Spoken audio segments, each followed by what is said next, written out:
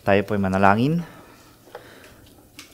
Jesus, you are the Word made flesh. You have the words of eternal life. Ngayon, sa iyo po kami pumupunta, and we receive your grace and we receive your mercy. And we ask, Lord, that you would open our hearts to listen and understand and be cut to the heart even as we listen to your word. Lord, I pray that you would hide me, itago mo ang aking mga kahinaan, and let the strength of Christ be made perfect in this place. We pray this in Jesus' name. Amen. Magandang hapon po. Ako po si Alan Mandap, and I have the joy of serving. Salamat kay brother kanina. Actually, I'm not yet the lead pastor of Providence. We're going to be planted in January, but still, I have the joy of serving at Redeemer Church of Dubai as one of the staff pastor. Although earlier this year, nag-transition din ako as church planting resident. It's a joy to be with you ulit, I think after a year and a half. Some of you would recall, we've spent a month going through the book of Titus together. I think last year, over the summer. Ito po yung napaka-fruitful na time sa akin. I hope it has been sa inyo. So thank you for welcoming us back. Kasama ko po ang aking asawa, si Vian, at ang aming dalawang anak, si Bram at Trinity. And kung naalala niyo po, last year, I mentioned that we are working to plant a church in Dubai. And I am happy to report that the preparations are going really well. Less than 2 months na lang po as we plant Providence Church Dubai. In fact, last time po, I think 2 weeks ago, nagkaroon kami ng one-time trial service. At sa biyaya ng Lord, naging successful po ito. And we cannot wait. Yan po yung nakita niyo sa slide. So we cannot wait to be planted next year. So ang Alcosays po, so doon po kami magka-plant. Ang Alcosays ay border ng Dubai and then going to Sharjah, so up north.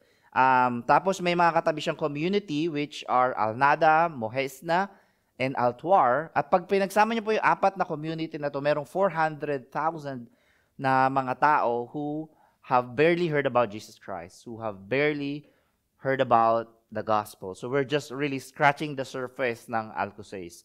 Ito pong Alcosays, merong mga tao from India, from Pakistan, from Sri Lanka, from Nepal, from Africa, from Iran, from Syria. May mga Pilipino rin po. Kaya nga we are excited to plant, so it will be an English-speaking church. We're excited to proclaim Christ to all nations mula sa Alcosays hanggang sa Sharjah, hanggang sa Ajman at Lord willing sa buong UAE. Kagaya po ng ginagawa nyo. So, so ngayon po, we are continuing our series sa libro ng Joel. Sabi ng mga Amerikano, Joel. Joel, yeah. Pero sa atin po, Joel o Joel. Ganyan. So we are excited to just be with you. Last week po, I know you have started this series with Pastor Rocky to preaching from chapter 1. However, maybe just a quick refresher bago natin puntahan yung chapter 2, 17 verses, first 17 verses. Ito pong libro, alam natin, sinulat ni Joel. Yan, Joel. Yan. Pagka medyo, medyo fancy. So hindi natin alam kung kailan na isulat talaga yung libro. Walang malinaw na date. However, most scholars believe ito po ay after ng exile or after nung fall nung Jerusalem. Ito pong fall ng Jerusalem is one of the crucial pieces of history for God's covenant people. Nagsimula po ang istorya na ito sa pangako ng Diyos kay Abraham. Pinakakuha si Abraham ng land, ng offspring, ng blessing. And then sa pamamagitan ng anak niya, si Isaac. Di po ba? And then si Jacob na naging tinawag na Israel. So pinangakuan sila ng land, offspring, at blessing. And then from line of Jacob, nagkaroon ng 12 tribes of Israel. Di ba? Yung 12 tribes ng Israel. And then medyo highlight si Joseph. Familiar tayo, di ba merong pelikula na Prince of Egypt, si Joseph, na ipadala doon, binenta siya ng mga kapatid niya, and then hanggang sa naging kanang kamay siya ng Pharaoh, ng King of Egypt, hanggang sa nagkaroon ng famine, kaya pumunta yung mga kapatid niya, nagkita-kita sila, nagkaroon ng family reunion, However, nung namatay si Joseph, for 400 years na enslave ang Israel, dumami sila, nag-multiply talaga sila, kagaya ng pangako ng Lord, you will multiply. However, they were enslaved. Under sila kay Pharaoh sa hari ng Egypt. So, nung ginawa nila, talagang nanawagan sila sa Panginoon, umiyak sila, at dininggin sila ng Panginoon at pinadala si Moses. Ayan yung Exodus, di ba? Yung hinati yung dagat, tumawid sila ng Red Sea, at nakalaya sila doon sa kanilang enslavery. Mismo, yun nga lang, sa tulong din ni Joshua, nakapasok sila sa Promised Land. Ito yung land ng Canaan, di ba? Na naging Israel, tinawag na Israel. So nakuha nila yung lupa, yung pinangako ni Abraham, di ba? And then yung nation, nakuha na nila yon. However, hindi naging maganda ang history nila. Di ba? Anong ginawa nila sa Promised Land? Sumamba sila sa Diyos-Diyosan, naging talamak yung sexual immorality, naging talamak yung injustices, kasama na nila yung mga pangakalunya, hindi sila nakinig, mayroong mga fornication, napakaraming corruption. So matotal, tinalikuran nila si Yahweh. Tinalikuran nila yung kanilang Diyos. Mismo nga, yung mga hari nila, imbis na i-lead nila yung mga tao sa salita ng Diyos, sila pa yung nanguna. Sila pa yung nanguna sa kasalanan. Hanggang sa ang bansang Israel, nahati sa dalawa. Nagkaroon po ng Northern at Southern Kingdom. So yung Northern Kingdom, tinawag na Israel. And then yung Southern Kingdom, tinawag na Judah. Nagkaroon ng civil war, nahati sila. So nangyari na ito, imbis na magsisi sila, hindi pa rin sila nagsisi. So ang ginawa ng Panginoon is pinadala niya yung Assyria para sakupin yung Northern Kingdom, which is Israel. So nasakop na sila, na-exile yung Northern Kingdom, Southern Kingdom na lang natira. So syempre siguro magre-repent na sila. Hindi pa rin po. Ang sabi nga ng Diyos, mas masahol pa sila doon sa Northern Kingdom. Imbis na yung response nila, nakita nila yung judgment sa Northern Kingdom, imbis na magsisi sila, ang ginawa nila, mas naging masahol pa sila. So kaya nga, noong 586 BC, sinakop din ang Southern Kingdom ng bansang Babylon. Sila yung superpower by that time. So sinakop sila and na-exile sila. And we believe na itong Joel ay isinulat after ng exile. So yun ang setting natin. Yan ang istorya ng God's covenant people, yung Israel. So dito papasok yung libro ng Joel. Gaya ng sabi ko kanina, hindi natin sigurado kung kailan, maring before exile, pero we have reasons to believe na ito ay after ng exile. May mga hint na ito ay after fall of Jerusalem. Para po mas maintindihan natin yung passage ngayon, yung binasa natin, hindi ko alam kung medyo na-confuse kayo, kasi medyo parang confusing, di ba? Ano sinasabi dyan? Para mas maintindihan natin, medyo mag-zoom out tayo, magkaroon tayo ng bird's eye view, kumbaga titignan natin over 30,000 feet, yung book ng Joel. So, tignan natin yung structure ng Joel. Ito pong structure na to ay kay Eric Tully, doon sa libro niyang Reading the Prophets as Christian Scripture. So, ito po yung ginagawa ko normally. Normally, gumagawa ko ng sarili kong structure just to understand the whole book. So, I'm studying the whole book, binabasa ko na tignan ko yung structure. However, sa case na ito, meron ng structure si Eric Tully, which is very helpful. So if you see there, merong tatlong movements. Ang book ng Joel, merong judgment, and then call to repent, and then restoration. So each movement po, merong fulfillment. May dalawang fulfillment, meaning merong isang near future fulfillment, and then merong distant future. Ito yung tinatawag nating eschatological future, o kumbaga yung last days, or Day of the Lord na tinatawag natin. Last week, in-introduce si Pastor Rocky yung Day of the Lord. We're gonna explore that even more. So, tingnan natin yung structure ulit. So judgment, di ba? Yung unang movement is judgment. And then yung fulfillment niya sa near future, which is actually current. Ito yung pinag-aralan nyo last week, yung chapter 1.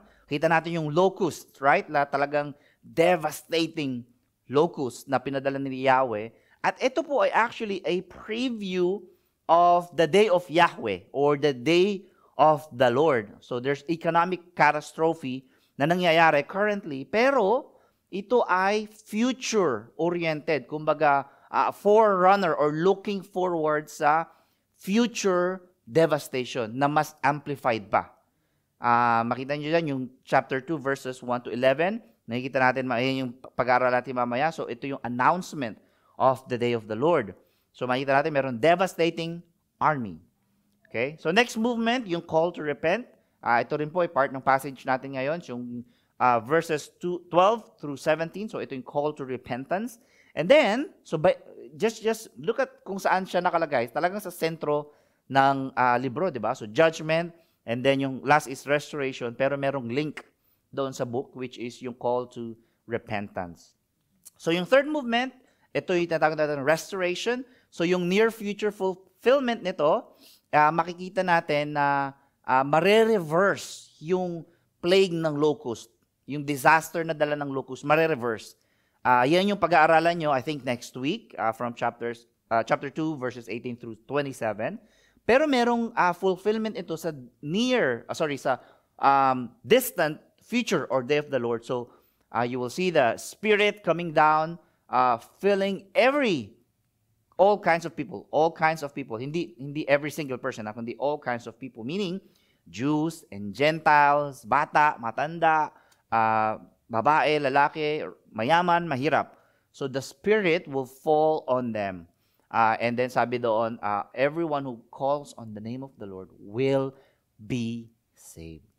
And then sa chapter 3, you will see yung judgment doon sa enemies ng Lord and then blessing sa kanyang tao. So yan po yung structure ng Book of Joel. I hope that's helpful para makita natin, mas maintindihan natin yung passage natin ngayon. So, ngayon punta na po tayo sa Joel chapter 2. Tingnan natin yung verses 1 to 17. And ito po yung main point natin, very simple. The day of the Lord is coming. Turn to Him in repentance and faith.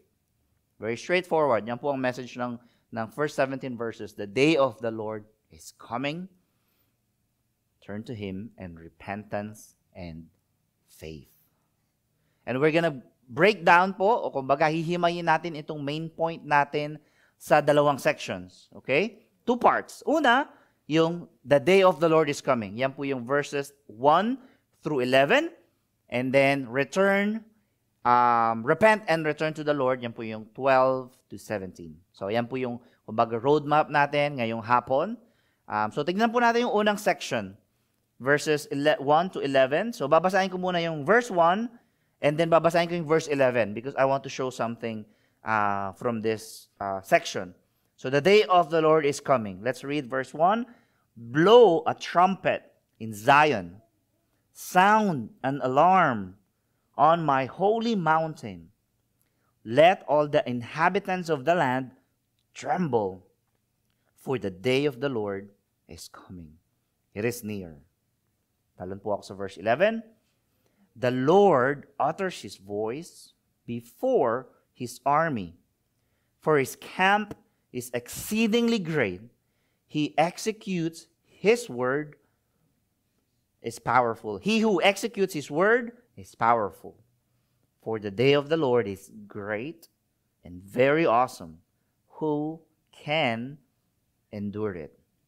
So nakita niyo po yung first verse hanggang verse 11, merong kumbaga parang opening and closing section, which is the day of the Lord. So yung tema ng pinag-aaralan natin is day of the Lord. Pero ano po ba ibig sabihin ng day of the Lord?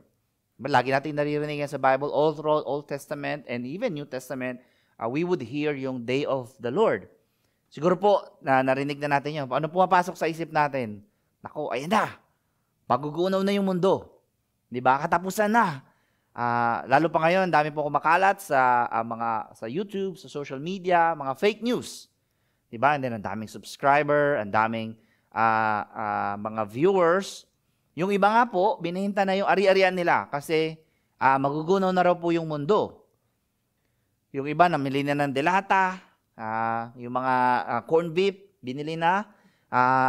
Ang dami rin kasi natin napapanood sa mga pelikula, di po ba? Mga end of the world, yung bang may asteroid, tapos tatama sa mundo, tapos kailangan ipadala natin yung mga scientists, pasakayin ng spaceship para atakihin yung asteroid para hindi tayo maggunaw. Dami yung mga nakapanood po natin, di ba? O kaya naman yung mga natural disaster ng mga pelikula. Sikat na sikat nga po, di ba, yung 2012 na pelikula, kung napanood nyo.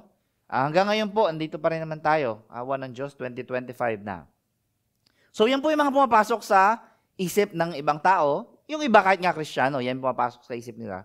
Pero ano po ibig sabihin ng Day of the Lord na tinutukoy sa Bible? So, ito pong tema ng Day of the Lord, again, makikita natin all throughout the Scriptures. So, let's define the Day of the Lord. Ito po ang definition natin. The Day of the Lord is an extended era or a series of events where God intervenes in history to judge His enemies and to save His people. So again, it is an era where God intervenes in history, number one, to judge His enemies and to save His people.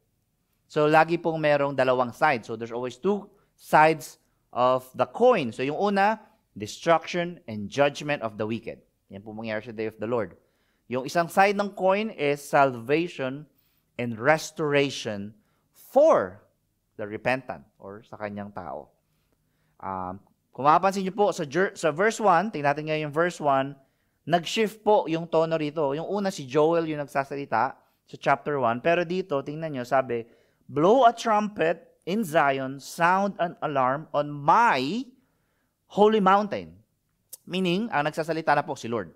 Nag-shift na yung story, yung narration. So, dito, tinatawag ng Diyos ang attention ng mga tao. He's calling the nation. Kaya nga, blow the trumpet in Zion. Zion po yung either yung Jerusalem or kung nasaan yung Temple Mount or yung City of David.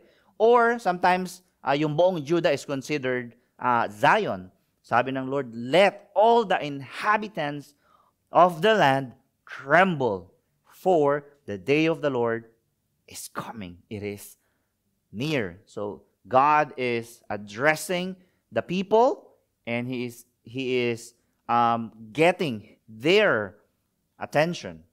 So tingnan niyo po sa verse 2 naman. A darkness and gloom, a day of clouds and thick darkness. Like blackness, there is spread upon the mountains. Pansinin niyo po yung mga term na ginamit, di ba? Darkness and gloom and clouds, thick darkness. Ito po, kapag narinig niyo yung mga ganito, we should remember yung nangyari sa Mount Sinai. Going back sa Exodus, di ba? Nung bumaba ang Panginoon, ito yung nakita nila, darkness, there's gloom. It's a very awesome day. It's a very fearful day. And then, tignan natin yung second part ng verse 2, a great and powerful people. Their like has never been before, nor will be again after them through the years of all generations. So, meron binabanggit na a great and powerful people. So, dito po, scholars would differ. So, yung iba would say the people here is actually an actual army na binabanggit dito. Yung iba naman would say, ito pa rin yung locusts, however, more amplified, more devastating locusts. Okay? And I would lean doon sa pangalawang interpretation, which is locusts. I would say it's a locust kasi merong mga images na makikita natin later na appropriate sa locust. Either way, kung ito ay powerful army or a devastating locust, the same meaning. It is a fearful and awesome day. Okay? It will be really devastating. And then tingnan po natin sa verse 3, fire devours before them, and behind them a flame burns. The land is like the Garden of Eden before them, but behind them a desolate wilderness, and nothing escapes them. So sinasabi dito, yung nasa harap nila, kinumpara sa Garden of Eden. When we say Garden of Eden, pag tinignan natin Garden of Eden, meaning a fruitful, peaceful land. Di ba? And then nasa likod nila is a devastated land, desolate. Bakit? Kasi that means, yung mga dinaanan nila were devastated dahil sa army na ito. Pero yung hindi pa nila nadadaanan, peaceful and very quiet, very fruitful, very lush. Pero kapag once na dumaan na sila, it will be destroyed. Yan po yung image na ginagamit. Ngayon, tingnan naman natin yung verse 4 and 5. Their appearance is like the appearance of horses. And like war horses, they run. So, ito yung kaya ako sinasabing I would lean sa locust. Kasi sa Revelation 9, binanggit ito. Yung locust ay inihambing sa mga war horses. Sa war horses, they run. Sabi doon sa Revelation 9. So, that's why I'm saying, most likely, locust ang tinutukoy rito. Sabi pa nga sa Revelation 9, yung mga locust na to will have like a scorpion sting and then lion's teeth. And then, anong gagawin nila? Pahihirapan nila yung mga tao for 5 months. And the people will ask to be killed. They would prefer to die, but they will not die. For 5 months of torture ng mga locusts na to. So that's why I think Joel, the book of Joel, is still referring about locusts. And then, verse 5, as with the rumbling of chariots, they leap on top of the mountains, like the crackling of a flame of fire, devouring the stubble like a powerful army. Di ba sinabi na rito, like a powerful army. So not just the army, but like a powerful army drawn up for battle. And just looking by this, nakakatakot po, di ba? Imagine yung ganitong klaseng army. Let's look at verse 6. Before them, peoples are in anguish, all faces grow pale. Yan po mangyayari sa mga tao. They will be in anguish. They will grow pale. Mamumutla sila, hihimatayin sila. Then verses 7 through 9. Like warriors, again, like warriors, they charge. Like soldiers, they scale the wall. They march, each on his way. They do not swerve from their paths. They do not jostle one another. Each marches in his path. They burst through the weapons and are not halted. So, ang sabi itong mga locust na to, they will be like warriors.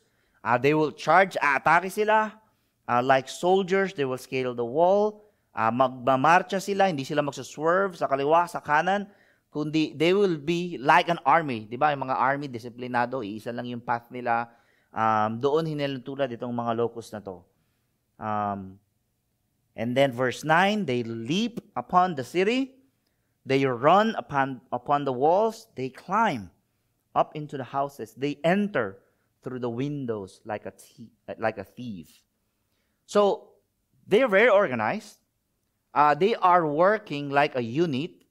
Hindi mababago yung direction nila. Nakaset kung saan sila pupunta, sino yung aatakihin nila, and then very explicit. Di ba sa verse 9, they will leap upon the city. They run up to the walls. They climb up into the houses. They enter through the windows like a thief. In short, walang kawala. Kahit nasaan ka, kahit saan ka magtago, wala kang kawala.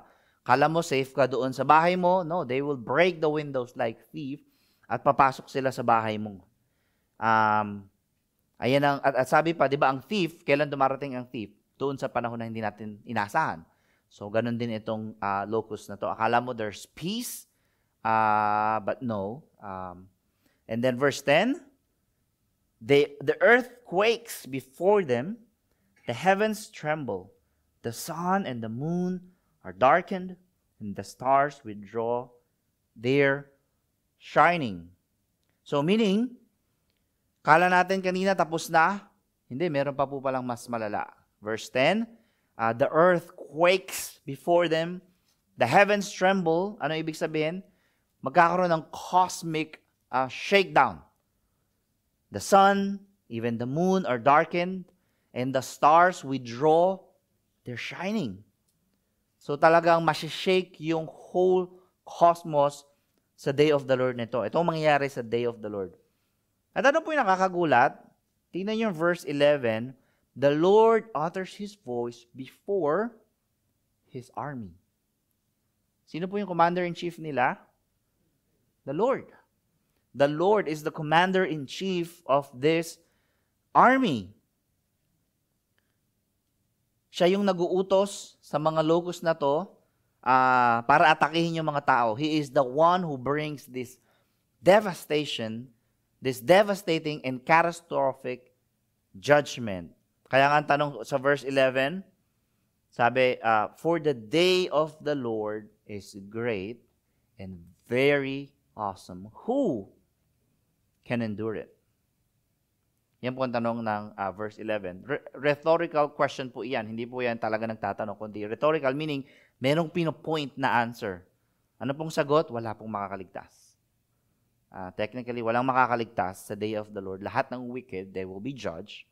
God's wrath will be upon them.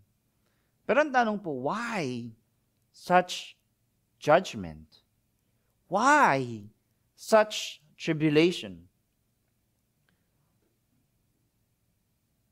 Why? Because for generations, yung kaninang pinag-aralan natin, God's people have rebelled against Him. God established His covenant with His people, di ba? God's covenant people. Nakipagtipan ang Diyos sa kanila, but they refused and broke the covenant of the Lord. Mas pinili po nila yung kasalanan at lahat po ng kasalanan kailangang bayaran.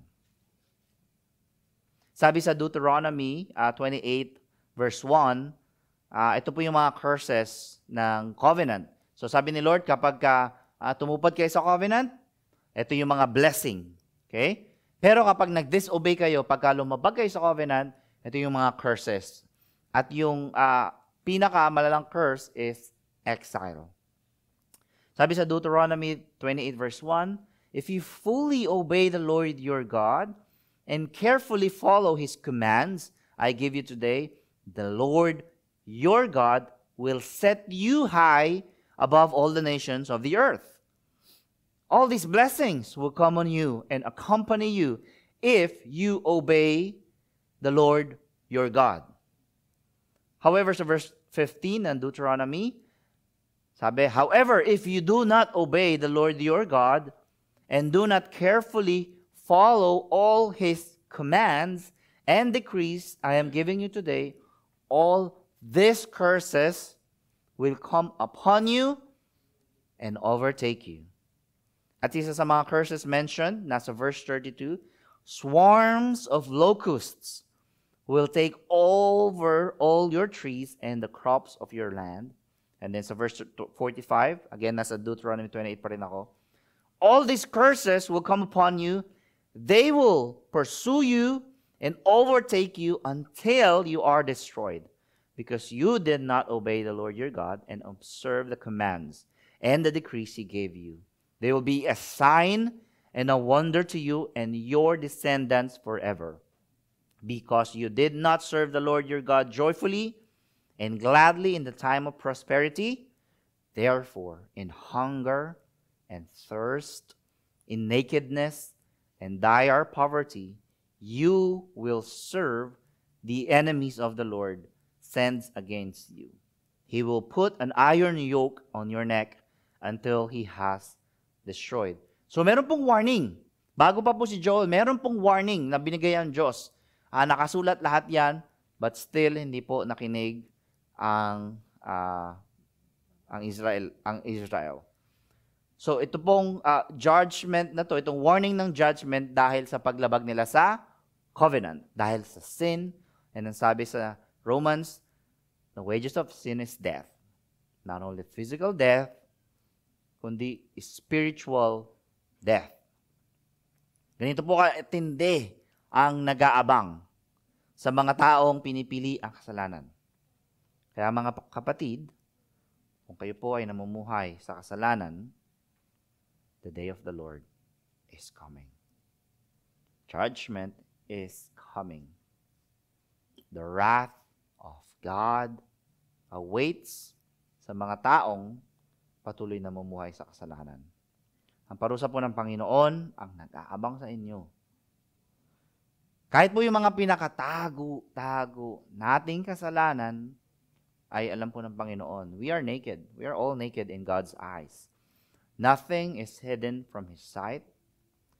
Even Jesus in Matthew 24 spent an extended time talking about the certainty of this day of the Lord. Sabi niya how terrible it would be for the judgment of the wicked. Kaya, mga kaibigan, I plead with you, turn away from your sin. Aling sin? Aling kasalanan? Lahat po. Iwan nyo na po yan. Pero Galatians 5:19 is helpful. Sabi sa Galatians 5:19 hanggang 21, now the works of the flesh are evident. So ito po yung ilan sa mga kasalanan na binabanggit ng Scripture. Sexual immorality, impurity, sensuality, idolatry, sorcery, enmity, strife, jealousy, fits of anger, rivalries, dissensions, divisions, envy, drunkenness, orgies, and things like this. Marami pa pong iba. Yan lang yung mga ilan. Things like these. Sabi ni Paul, I warn you, as I warned you before, that those who do such things will not inherit the kingdom of God. Kaya kaibigan, repent and turn to the Lord in faith. At yan po ang ating next section. So yan po yung verses 12 through 17. Turn to the Lord in repentance and faith. Babasahin ko po yung buong 12 to 17 and then I will make a comment doon sa 14 hanggang 17 and then babalikan natin yung 12 to 13. We will end in those two verses. Okay? So I'm gonna read verses 12 through 17.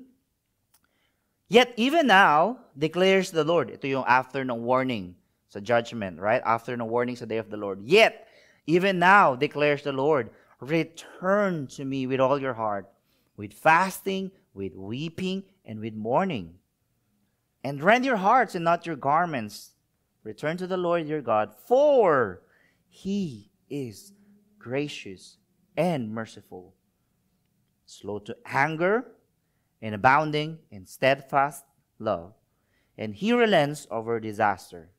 Verse 14, who knows whether He will not turn and relent and leave a blessing behind Him, a grain offering and a drink offering for the Lord your God?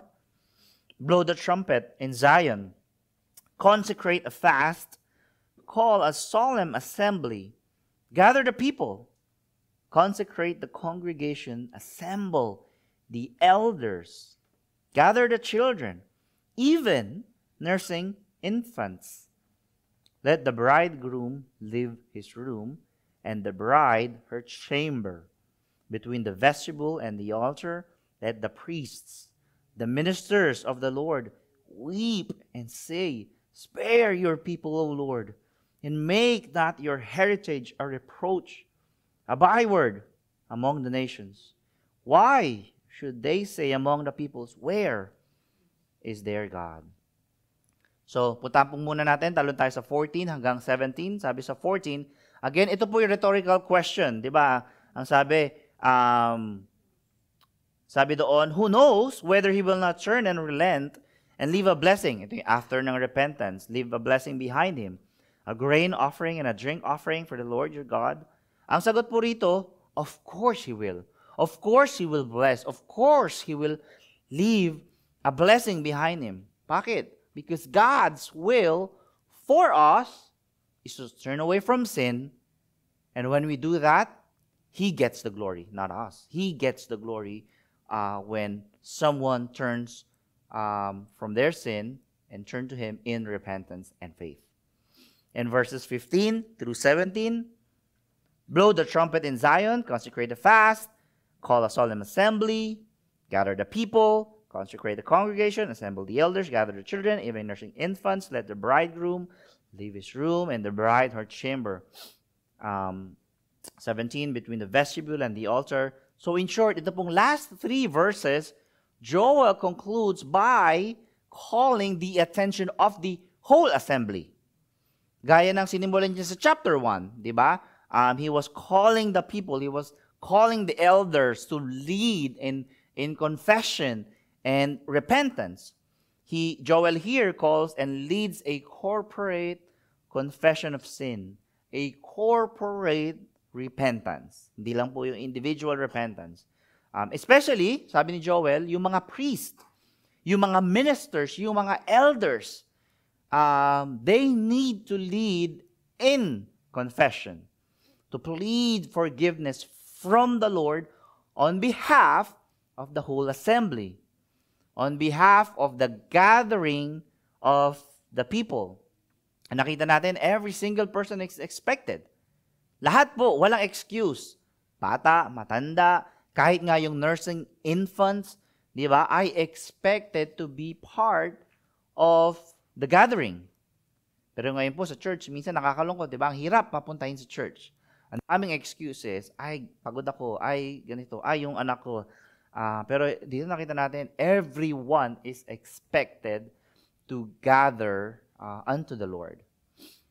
And mga kapatid, God's people are always or have always been known to be a gathering people. Yan nga ibig sabihin ng church, ecclesia, gathering, assembly. So mula pa sa Old Testament hanggang New Testament, yan ang ginagawa natin. We gather. Right? We gather to worship God corporately. We corporately praise God. Pag sinabi natin corporate, meaning as a whole, as a group, as an assembly. We corporately confess our sins. We corporately sing to Him, yung ginagawa natin kanina.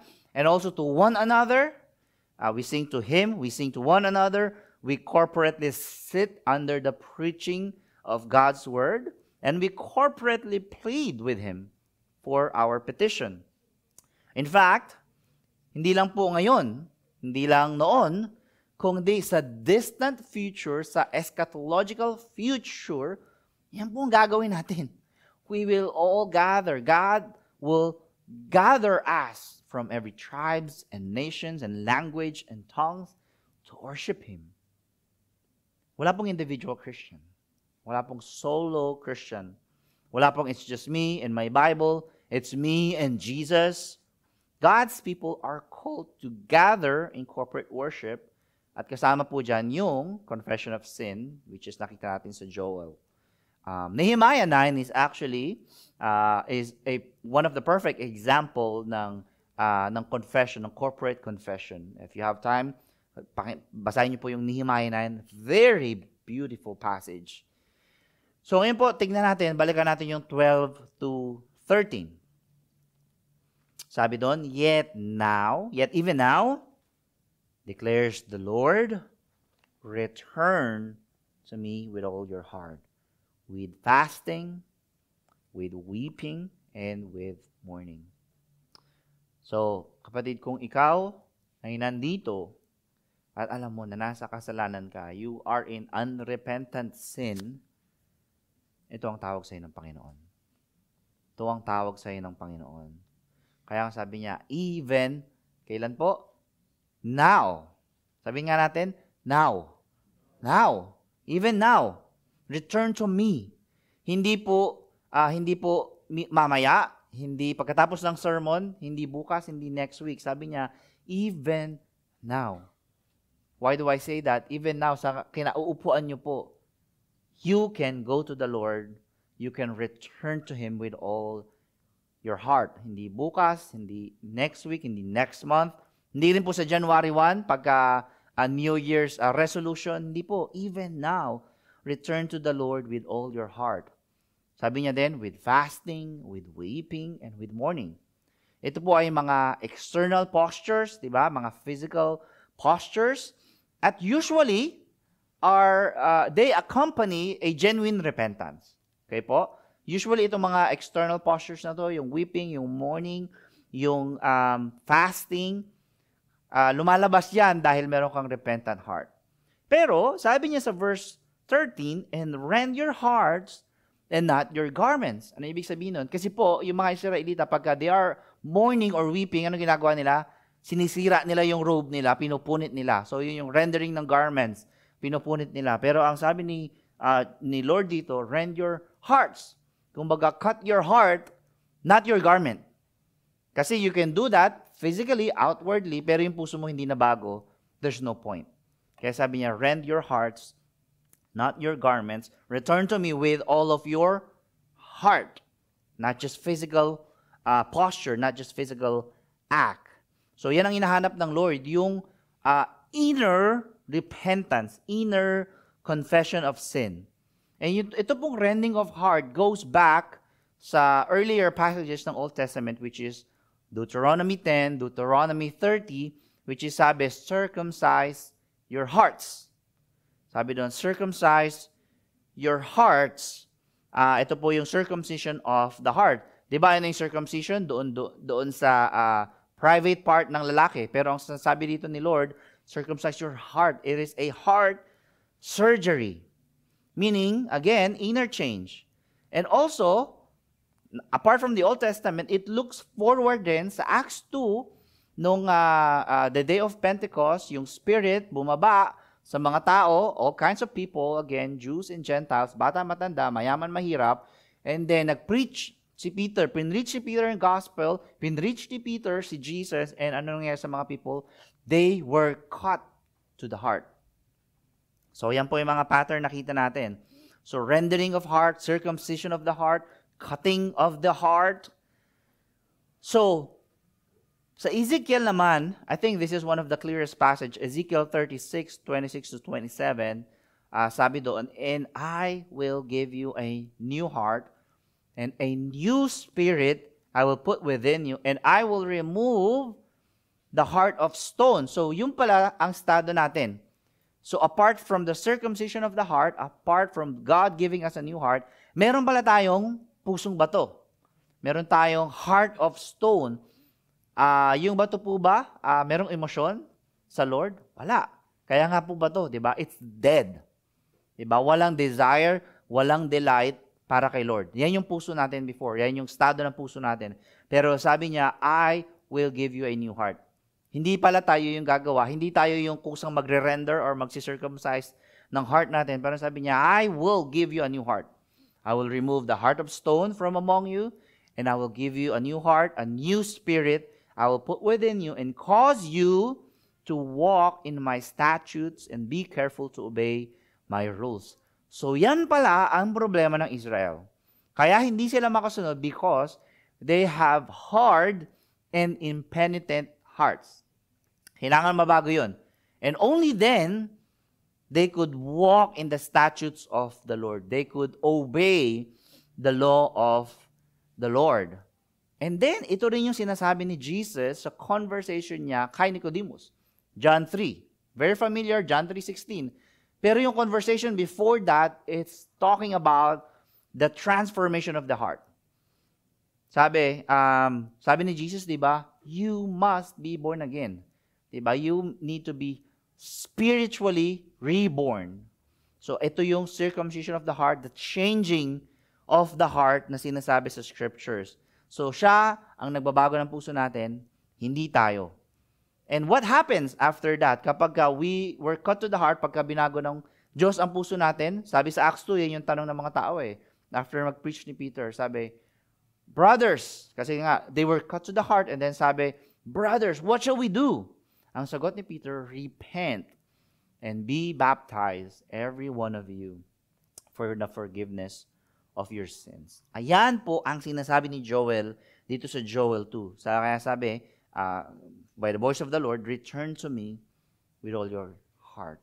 And friend, God is calling you to return to Him now. Wag mo po siyang talikuran, receive His invitation sa iyo. And the good news, He will receive you. Tatanggapin ka niya. You will not be put to shame. Hindi ka mapapahiya. Kahit ilang taon ka nang paulit-ulit na tumalikod sa Kanya. Kung tumalikod ka sa Kanya for 10 years, or maybe this week, or maybe kahapon, if you return to Him now, He will receive you. He will forgive you. How do I know this? Paano ko po nalaman? Paano ako nakasiguro? Sabi sa scripture, verse 13. And rend your hearts and not your garments. Return to the Lord your God, for He is gracious, for He is merciful, for He is slow to anger, and He is abounding in steadfast love. Scripture po may sabi niya, hindi po ako. He is gracious and merciful. Kaya patatawarin ka niya. He is slow to anger. Yan po mismo ang character niya. That is who God is. That is the God that we serve. Sabi pa nga, di ba? Abounding in steadfast love, meaning nag-uumapaw, sobra-sobra. So walang dami ng kasalanan na hindi kakayanin ng grace ng Panginoon. He abounds in steadfast love. Available yan right now. So do not wait and turn to Him. At ito po'y libre. Walang bayad. Lahat po ngayon may bayad na, di ba? Kanina, hirap na hirap ako magbayad sa parking. Ito, walang bayad. He gives it freely, undeserving as we are. Alam niyo po, nung high school ako, nakahiligan ko yung economics. Kala ko kasi magaling ako sa economics. So, pagdating ko ng college, ang kinuha ko, political economics. Di ba? Bikatin. Dalawa yan. Isang political science and then economics combined. Nagtatalinuhan si kuya eh. So, kala natin matalino. Pero, ang economics pala sa college, iba na. Math na pala. Ang dami na palang math. Hindi naman po tayo kagalingan sa math. So, lumipit ako ng ibang course. Pero, ang point, habang tinitake ko yung economics, merong nag-stood out sa akin na sabi ng professor ko, sabi niya, there is no free lunch. Tama naman, di ba? Sabi niya, there's no free lunch. Pero hindi ko masyadong na-gets. Ano ibig sabihin nun? Kasi someone has paid that lunch for you to have it free. Di ba? Para sa'yo, libre. Pero doon, may bumili nun. Di ba? Hindi naman yun ninakaw eh. Di ba? Kahit nga ninakaw, may bayad pa rin, may cost. Di ba? Pero ikaw, libre. Di ba? Yan nga tayo mga Pilipino, di ba? Mahilig tayo sa libre. Gusto natin, libre mo naman ako ng lunch. Si Pastor Rocky nagtatanong, ano daw gusto kong lunch? Request na tayo lechon eh. Kaya lang may i-host kami mamaya. So next time, magpapalibre ako kay Pastor Rocky ng lunch. Pero gusto natin yan, di ba? Libre eh. Kaya nga pag may birthday, anong ginagawa pag may birthday? Nagtatago na. Kasi mahihiritan eh. Libre mo naman ako ng lunch. Di ba? Ayaw natin yun. Gusto natin malibre, pero ayaw natin manlibre. Di ba? Ewan ko kung nararanasan nyo na to, pagka meron nag-alok ng chichirya, di ba? Parang ang sarap nito. Same naman, binibili ko, same din naman. Pero bakit parang mas masarap yung sa'yo? Kasi nga libre. Hindi natin binayaran. Pero going back to the point, although libre sa atin yun, meron nagbayad. Meron nagbayad ng lunch, meron nagbayad ng chichirya. And ganyan po ang grace ng Lord. We receive it free. Sabi, di ba, libre, walang bayad. Di ba? Free. Regalo ng Diyos.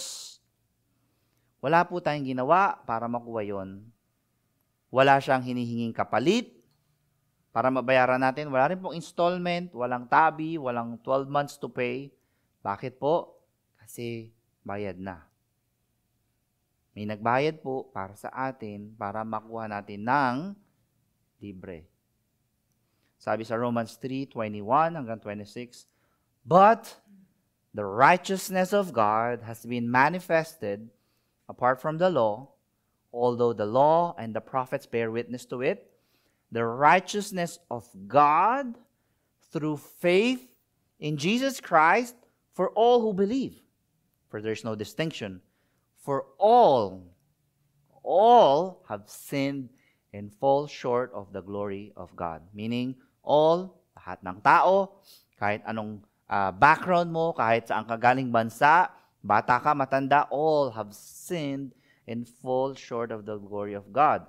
But verse 24, sabi, and are justified by His grace as a gift. Libre, walang bayad, free. It's a gift. Regalo. Paano po? Through the redemption that is in Christ Jesus. At bakit? Anong ginawa niya? Verse 25, whom God put forward. God put him forward as a propitiation by his blood. Propitiation meaning to appease God, kasi nga merong wrath, merong puot na babagsak sa atin, pero inalay si Kristo sa pamamagitan ng kanyang dugo to appease God, to satisfy God's wrath.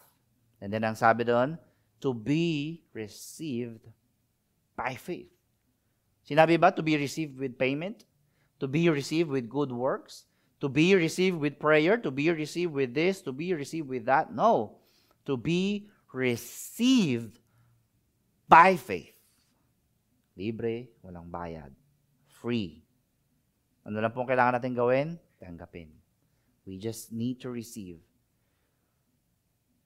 Sabi pa, this was to show God's righteousness because in His divine forbearance, He had passed over former sins. Ibig sabihin, He overlooked yung sin, di ba? He knows that people are in sin, pero hindi niya pa binigay yung judgment. God passed over former sins. Why? Verse 26, it was to show His righteousness at the present time so that He might be the just and the justifier of the one who has faith in Jesus. Ano ibig sabihin ng last phrase? So that God will be just. Teka, paano naging just kung pinalampas niya lang? Di ba dapat nga, all wages of sin is death, di ba? The wages of sin is death. Dapat merong kabayaran, di ba? So kung walang kabayaran sa atin, paano naging just? Yes, He is just kasi may nagbayad. Hindi tayo nagbayad, pero may nagbayad on our behalf.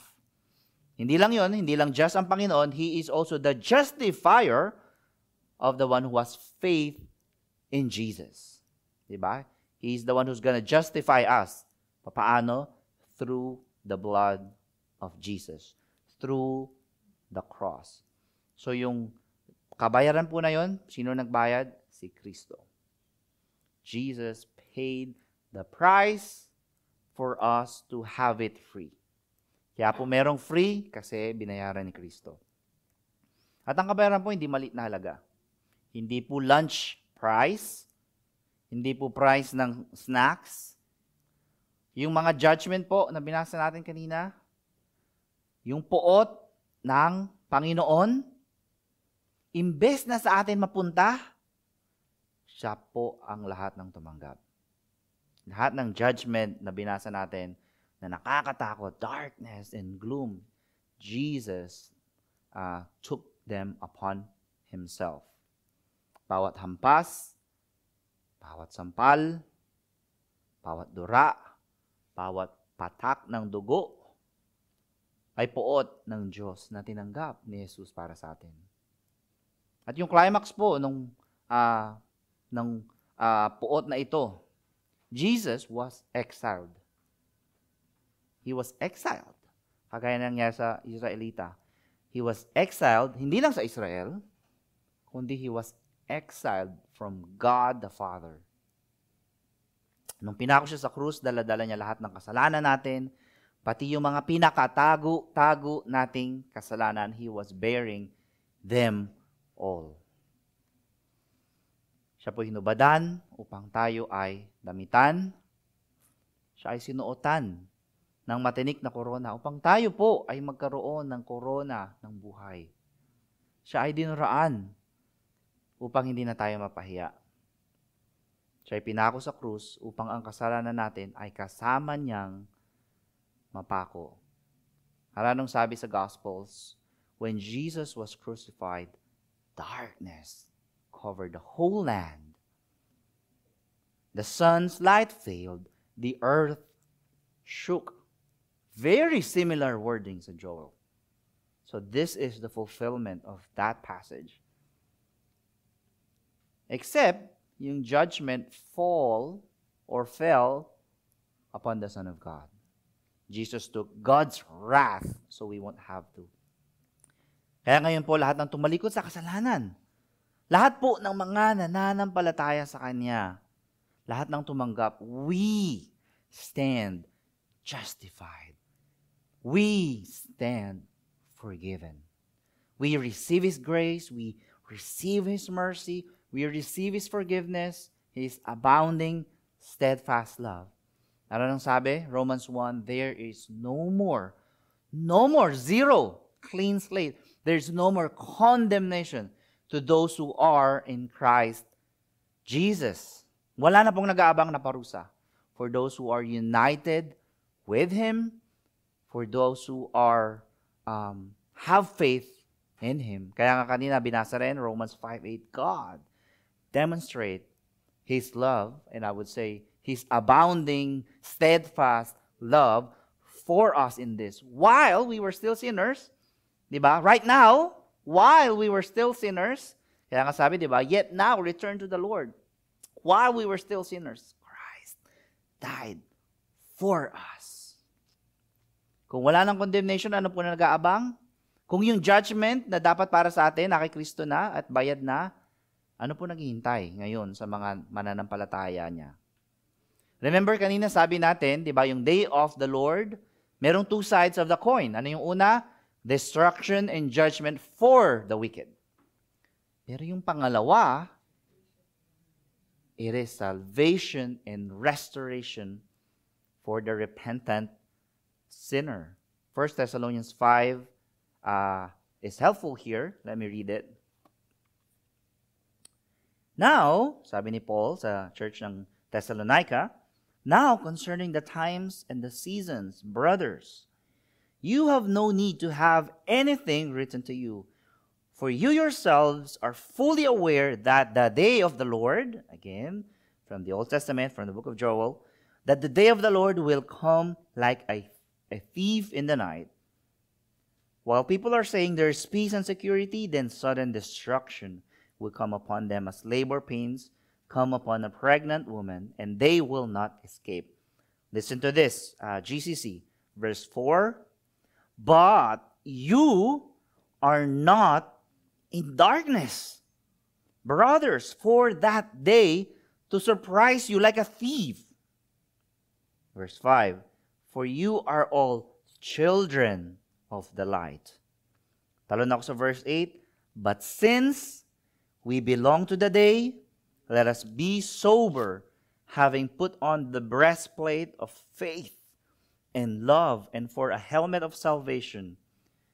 Verse 9, for God has not destined us for wrath, but to obtain salvation through our Lord Jesus Christ, who died for us, so that whether we are awake or asleep, we might live with Him. Yan po nag-aabang sa atin. For the day of the Lord is near, meaning kung ikaw ay Kristiyano, salvation awaits. And on that day, we are saved now. We will be saved on the day of the Lord. So we are saved now, and we're gonna be saved on the day of the Lord. So near fulfillment, and then distant fulfillment, right? Near future, and then eschatological future. Remember the already and not yet. We are saved, and we will be saved completely and fully. For those who are in Christ, glory awaits. Glory po ang nag-aantay sa mga Kristiyano. The fullness of our salvation awaits in the glory and on the day of the Lord. We will spend eternity with Christ, with the one who loved us and gave Himself for us, who drank the full wrath of God so we won't have to. And GCC, on that day, no more sorrow, no more mourning, no more weeping, no more pain, no more tears, no more sickness, no more hardships, no more weakness, no more sin. We will never struggle to sin. Because on that day, we will be fully and comprehensively satisfied in Jesus. Jesus will be our full delight, and we will all gaze upon the beauty of our Savior. We will see Him face to face. Oh, how glorious would that day be? GCC, don't you long for that day? Revelation 21, 3-5 says, "And I heard a loud voice from the throne saying, Behold, the dwelling place of God is now with men, and He will dwell with them, and they will be His people. And God Himself will be with them as their God. He will wipe away every tear from their eyes. And death shall be no more, neither shall be mourning, nor crying, nor pain, for the former things have passed away. And He who is seated on the throne said, Behold, I am making all things new." If you are a follower of Christ, that is your future. That is your glory. That is the glory that awaits you. And if not, I urge you to leave your sin and join us on that day praising our risen King, Jesus. Tayo po ay manalangin, mga kapatid. Lord, what a terrible and great day would that be for those who do not repent on their sins. So, God, I plead with you, even in the people in this room, Lord, I pray that they would turn away from their sins. Lord, save one soul, even one soul in this room as your gospel is proclaimed. Please, I plead with you, God. May that person have faith in Jesus. And Lord, oh, what a glorious day it would be when we see you face to face, when we gaze upon your beauty. We long for that, Lord. And what a comfort it is, whether we live or we die, whether we are awake or asleep. That is our future. That is where we're going. Father, I pray that these truths would strengthen and build up po itong church na to. You would encourage them when they're weary. You would wipe the tears off their eyes kapag sila ay mourning. Oh, please, Lord. And give them joy and delight, reminding them that they are in Christ and that God's wrath has been taken away from them so they could enjoy Christ fully and comprehensively for eternity. We thank you, Lord. We pray this in Jesus' name. Amen.